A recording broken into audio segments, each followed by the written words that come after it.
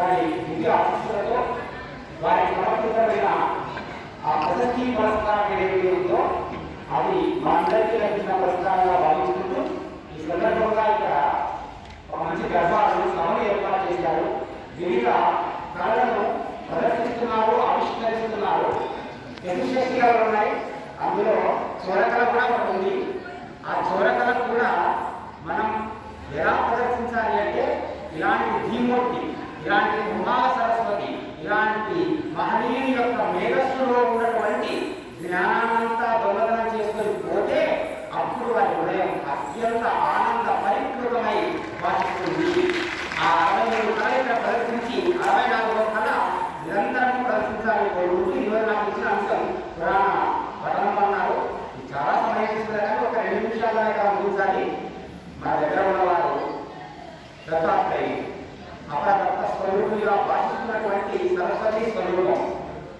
వారి యొక్క చరణాలు భక్తులకు ఆచరణయోగ్యమైన మార్గాన్ని చూపిస్తే వారి పద్య చరణాలు తెలుగు భారతికి నైవేద్యంగా భాషించే పుష్పాలు. అంతటి మహోన్నత పద్య సాహిత్యాన్ని సృష్టించేటువంటి అవధాన బ్రహ్మ దండూరి దత్తాత్రేయ శర్మ వారు చిత్తం బంధున దత్తుపాదముల సంసేవించు మోక్షార్థి అయి విత్తం వంతయు ధర్మ కార్యములకై ప్రీతిని సమర్పించు విద్వత్తేజం పునతానవధానవనమున్ భాషించు సత్సూనమై దత్తాత్రేయ గురుండు వందనమిజే ద్రాక్షిణ్యధీమూర్తి. ఒక 3 గుణాలు. వారు నిరంతరం ఆ దత్తాత్రేయ స్వామి పాదాలను తన మనస్సులో మోక్షం కోసం స్మరిస్తూ సేవిస్తూ ఉంటారు. వారు తమ జీవితంలో ఉద్యోగం ద్వారానో, తమ ఆధ్యాత్మిక ప్రవచనం ద్వారానో, తమ గురుత్వం ద్వారానో సంపాదించిన ధార్మికమైన విత్తాన్నంతా కూడా ఆ అమ్మవారి సేవకు, ఆ దత్తుని యొక్క సేవకు వినియోగించడం కోసం, ధర్మ కార్యాలు నిర్వహించడం కోసం ఉపయోగిస్తూ ఉన్నారు.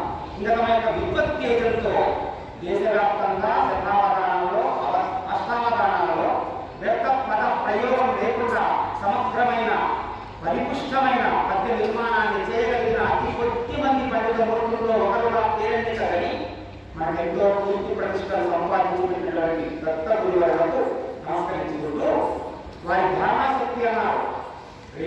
మనకు విశ్వరూపం చెప్పేటప్పుడు సహశీర్షం అని చెప్పుడు వెళ్ళిపోతాం. కానీ వారు రచించినటువంటి గణపతి సచిదానందీయము అనేటువంటి కావ్యంలో 2000 పైచిలుకు 2000 పైచిలుకు పద్యాలతో వారి విశ్వరూపాన్ని ప్రదర్శించారు. అది చదివితే అర్థమవుతుంది, ఆస్వాదిస్తే మరింత ఆనందదాయకమవుతుంది. ఈ వచ్చిన పురస్కారం అలాటప్పగా వచ్చింది కాదు. వారి యొక్క పద్యము కొన్ని గంటల పాటు చెప్పుకోగలిగిన భావనాశక్తి కలిగి ఉన్నటువంటి అద్భుతమైనటువంటి పద్యాలు. అలాంటివన్నీ చదివిన తర్వాతనే ఆ గంగరాజానికి ఒక పరాకాష్ఠగా, సన్మాన పరాకాష్ఠగా, జీవిత సాఫల్య పురస్కారంగా ఈ ప్రశస్తి మనకు లభించింది. గురువుగారికి అంటే వారి ధారణాశక్తి ఎలాంటిది అంటే అందులో ఉన్న పద్యాలు 100ల కొలది నిరాటంకంగా చెప్పేది కదా. ఎప్పుడో మొట్టమొదటిసారి గణపతి స్వామి వారిని చూసినప్పుడు వారు చెప్పిన 50 ఏళ్ల కిందటి పద్యాలు కూడా నిన్న సన్మాన సభలో అలా నేను చెప్పేసాను అన్నారు. అది మానస సంబంధించిన పద్యాలు కావచ్చు. దత్తాత్రేయ భక్త ప్రియ అనేటువంటి పద ప్రయోగాన్ని అద్భుతంగా వివరించారు నిన్న మైసూరు పీఠంలో. తన పేరు మీదుగా వచ్చినట్టుగా, దత్తాత్రేయుడి పేరు మీదుగా వచ్చినట్టుగా, దత్తాత్రేయుడికి అత్యంత ప్రియమైన భక్తుడైన గణపతి స్వామి పేరు మీద వచ్చినట్టుగా 3 రకాలుగా ఒకే పదంలో నిర్వహించారు. ఇప్పుడు ఆ సచ్చిదానంద స్వామి వారు తల్లి కడుపులో ఎలా ఉన్నాడు అనే ఘట్టాన్ని మాత్రం ఒక పద్యంలో చెప్తాం.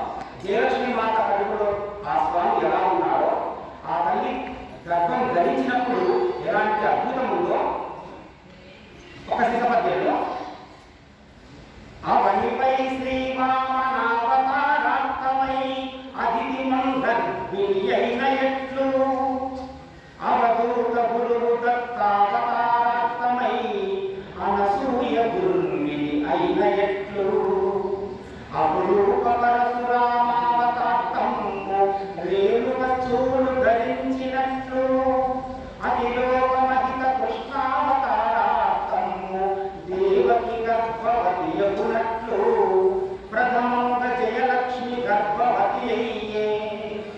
సత్యనారాయణ స్వామి సత్కృపాకటాక్షదాక్షిణ్యమణి నృసింహయ్య తలచి సచ్చిదానంద మధురిమా స్వామియే.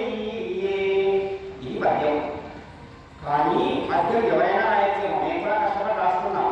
కానీ భావనా బలం ఉందే, ఆ భావనా బలం ఏ కవిలో ఉంటుందో అప్పుడు ఆ కావ్యంలోని అర్థము పరమార్థము ధ్వని మాదిరిగా శబ్ద రూపంలోనో అర్థ రూపంలోనో పద విన్యాస రూపంలోనో ప్రకటితమవుతుంది. ఒక్క గణపతి స్వామి వారు కడుపులో ఉన్నారన్న విషయాన్ని చెప్పడానికి నలుగురు పురాణ పురుషుల యొక్క చరిత్రను ఒక పద్యంలో ఆవిష్కరించిన తత్వం అర్థమవుతుంది. వామనుడు ఏ విధంగా తల్లి యొక్క అతిథి గర్భంలో ధరించిన వామనమూర్తిని తల్లి అయిన అతిథి తన గర్భంలో ధరించినట్లు, వామనుడు జన్మించిన తర్వాత పురుడు భక్తుడు అనసూయ కడుపులో ఉన్నట్లుగా కడుపులో అనసూయ ఏ విధంగా ధరించిందో అలా దత్తాత్రేయుడు అంటే విమూర్త్యాత్మకము ఆ దత్తుని మాదిరిగానే ఈ సత్యానందుడు కూడా అలా వెలిగిపోతాడు అని. పరశురామావతారంలో పరశురాముని రేణుకాదేవి గర్భంలో ధరించినట్లు పరశురాముడు 21 పర్యాయాలు క్షత్రియ సంహారం దూత క్షత్రియ సంహారం చేశారు ధర్మ సంస్థాపన కోసం. స్వామి ఎన్ని పర్యాయాలు ప్రపంచమంతా వివిధ దేశాలు తిరిగాడో మనం లెక్క పెట్టలేదు. అలా అనేక పర్యాయాలు ప్రపంచమంతా తిరుగుతూ దత్త నామ జపాన్ని దత్త ప్రభావాన్ని ప్రపంచ శాంతిని నెలకొల్పడానికి మన సనాతన ధర్మాన్ని పునరుజ్జీవింప చేయడానికి ప్రయత్నిస్తారని అంతరార్థాన్ని చెప్పడం. అతిలోకమంత కృష్ణావతారం ఎంత చెప్పాల్సిన అవసరం లేదు.